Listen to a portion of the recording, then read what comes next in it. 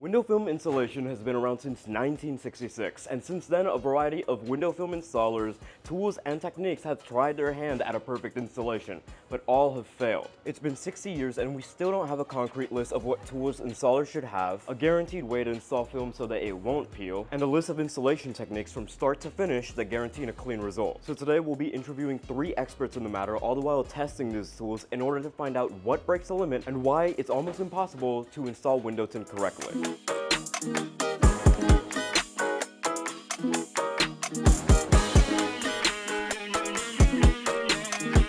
Talking about film installation, we undeniably have to start with the fact that you have to get the film cut into the pattern of the glass you're going for. There's typically 2 methods, one involving a plotter and one involving hand cutting. Undeniably the easiest, with very few cons, is the plotter. The way this machine works is that there's a preset number of patterns on a program. You use that program to then slice to the make of the car that you're installing. But there are drawbacks. If you're installing architectural film on a house or a building, this isn't something that you can typically do, at least not with ease. However, when doing automotive, you still run the chance of having patterns that are too large for your car or too small, where you're in real trouble. But don't think that cutting things by hand will make things easier. In fact, this is the hardest technique to master, but it does have an astounding benefit. It means that you can cut any piece of glass to your liking. That means you're much more flexible with the work you do, and you can be much more precise than a machine ever could be. In my opinion, choose the machine if you're going for reliability and consistent results.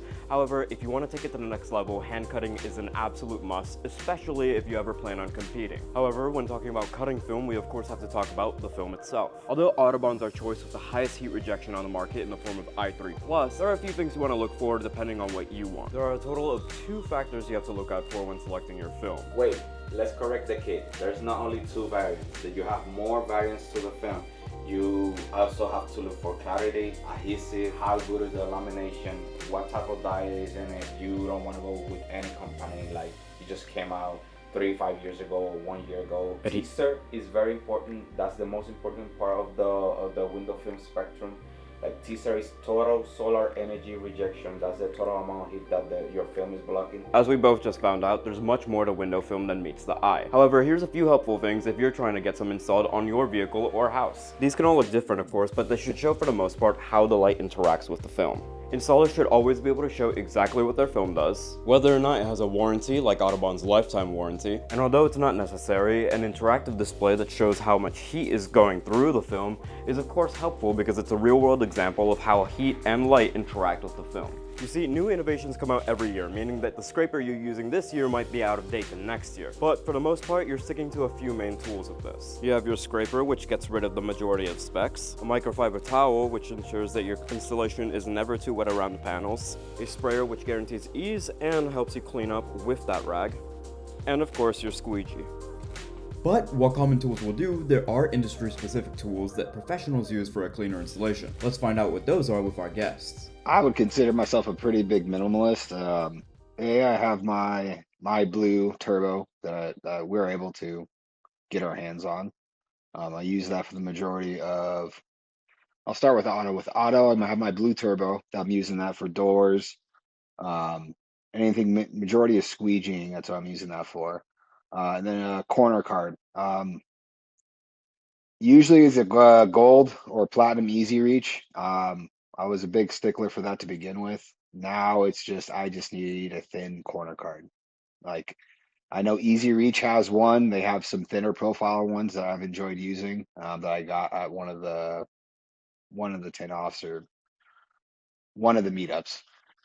Yeah. So, and then I've had like the green one, which I think is an Easy Reach 2 of some sort, if I'm not mistaken. Actually, no, the thin ones I was talking about are Tri-Edge.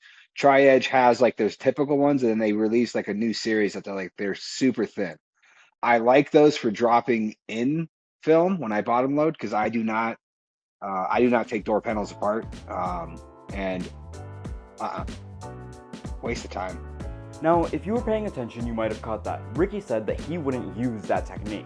And that's exactly what complicates the entire film industry. There are certain practices that people just prefer not to use, either because although they might provide a cleaner install, they take significantly longer, which can hurt your rate of clients that you can pass through a shop. But getting back to the point, Ricky wasn't using any phenomenally different tools. It wasn't like he was saying that he cleans the glass by using a torch. There is an established system. He uses a squeegee, a scraper, and other tools just like everyone else. Although we didn't get to go in depth with this, there is a point that we touch on with Richard in this next clip that is helpful. So in my tool pouch, overall, from what I can gather from other people, I like a very, very simplistic tool pouch. I do prefer the waist pouch. I don't like things on my chest, for one. I carry a sprayer on my left side in the hoop. I carry one squeegee on my right side in the hoop. Other than that, I carry, I think, my red dot knife, of course, to cut my tint. I carry a green Pro Tools Now. I carry a 1-inch scraper by OEM Tools to actually clean the window. And I carry a small turbo squeegee. And other than that, I have a silver card that I shrink with and my towel. That's it. I have like 8 things if you include the sprayer and the knife and everything.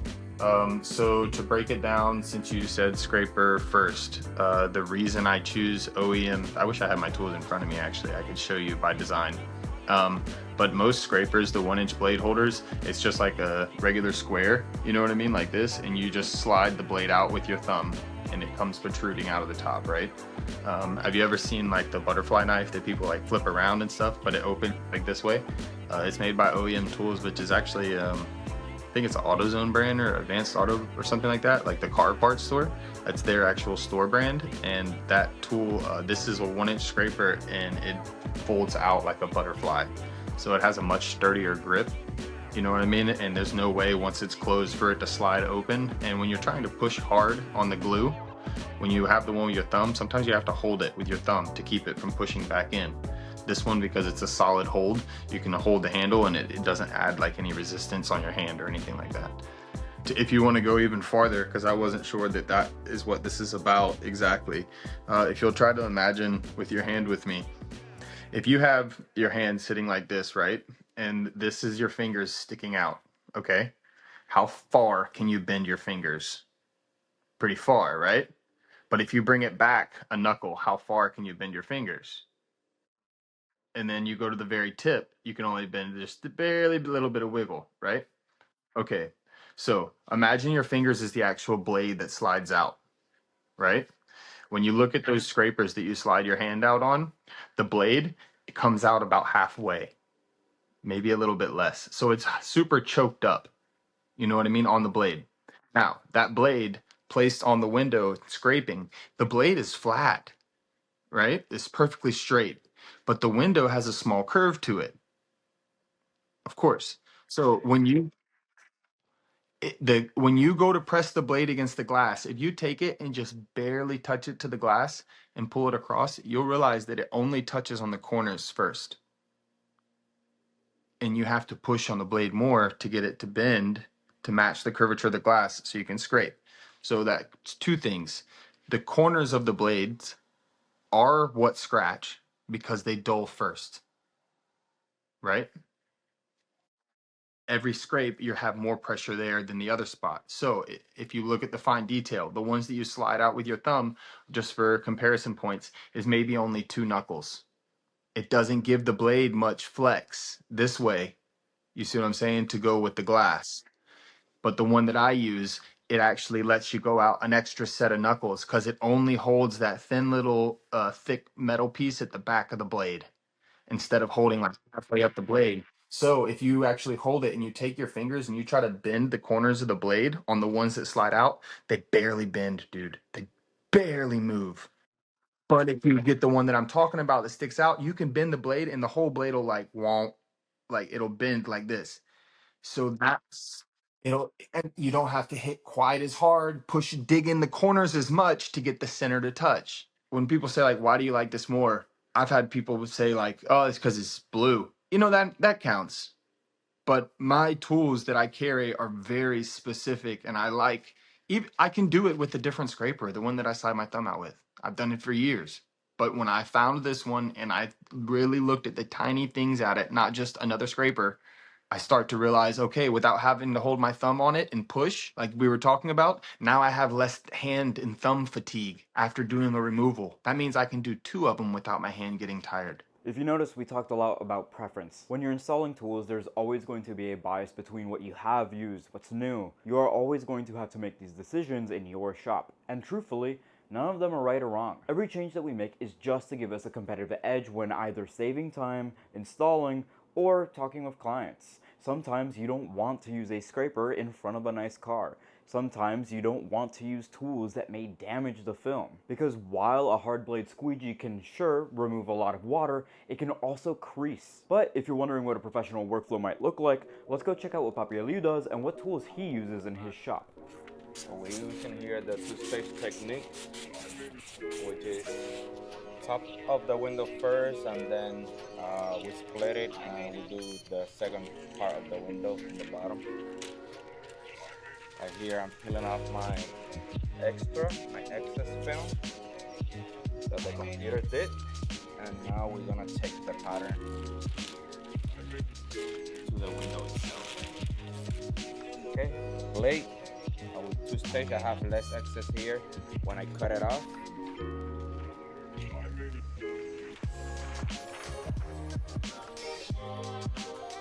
Now I'm aligning my top edge right here. Cutting my excess gives me more accessibility here in the bottom part, and I don't have to fight the film that much.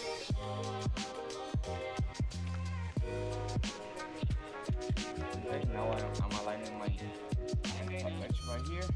I have everything aligned. I'm gonna go get my edge light and with my orange brush. This is a revolutionary squeegee handle where you can inspect and install at the same time, which is great. Now I'm gonna do my soft pass first. Smooth and easy.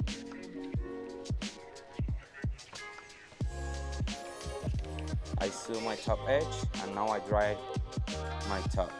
I actually use glass microfiber towels, but this one is the one that I have available right now. But no paper towels. I don't use any paper towels at all. Right here, I'm gonna use the Fusion Ghost. This is a PPF squeegee that works amazing for tint. I squeeze the bottom part just in case I have any particles that come from the bottom.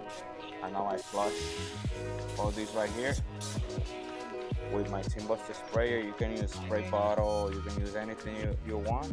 So I'm gonna be using my own product right here. This is a two-stage method. Like I said before, I did the top part first, and now I'm lining up my edge right here. I'm getting with my shank, open up the rubber gasket, and put the film inside. I have that corner in, and now I just slide my shank almost all the way to the next corner, and now I pull back my corner and I slide it in. There you go. Everything is in place. Here in my tool pouch, I wipe down my panel, spray on the top. I can use any of these hard tools, but I'm gonna get the side swiper with the red line in it. Middle to the corner, and middle to the other corner. Okay, I check my top in case I have any excess water. I wipe down again, and now I grab my trusty tri-edge. I seal all my sides, bottom part, my sides, and this is basically it. I wipe down everything. I make myself sure that I don't have any excess water dropping anywhere. I go outside and make my installation. I go outside and I make my inspection. Final inspection, I check for creases, for dirt, for bubbles. Yes, because I'm not perfect, so I get those too. So I have a little water here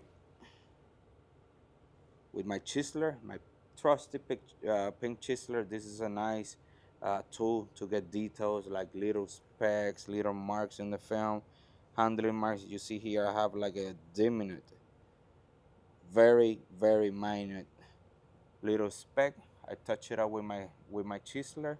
This the window tint game is not about perfection. It's about hiding all the imperfections. So as as much time as you get to check your window, inspect it with your chiseler and other tools. You can even use the tri-edge to inspect it, to touch it up, or this bone tool. This bone tool is amazing. You can disassemble or touch up any creases or marks on your film. You're always gonna have some working marks on it. You can touch it up with this. So that's basically it. All fan eyes, scrapers. This is basically what I have in my pouch. I have this white marker when I'm competing, this scrubby to clean, this safe edge. This normally when a new car comes, I don't want to use razor blade. I use this plastic tool to scrape the window. If I have any dust particle on top of the window, this works nice to remove it and avoiding scratching the glass. The quarter tool, this is amazing for your little windows. Because this squeegee is so small, I use a hard rubber. That way I can put as much pressure as I can, and the film is gonna stay in place once I squeegee down. So these are my favorite tools. The marker, everything that I have here, I use it on a daily basis. So other people probably make other choices, but this is what I prefer to use. Take care, bye. After all of this, you can see that yes, there are a bunch of industry-specific tools, but for the most part, it's just a squeegee, a scraper, and a rag. You need water, soapy water, mind you, but even that can get complicated because some people choose to mix in alcohol, some people choose to use different soap brands. There is no consistent answer for what is or isn't right, and that's why it's almost impossible to say what is a perfect installation. But I think there's an important note to touch upon. As long as you are looking to grow in your method, try new tools, and see what pushes you forward, there's no limits to how good your installation can get. This has been Nathaniel with No Limits from Audubon, and if you want to see more content just like this, make sure to follow.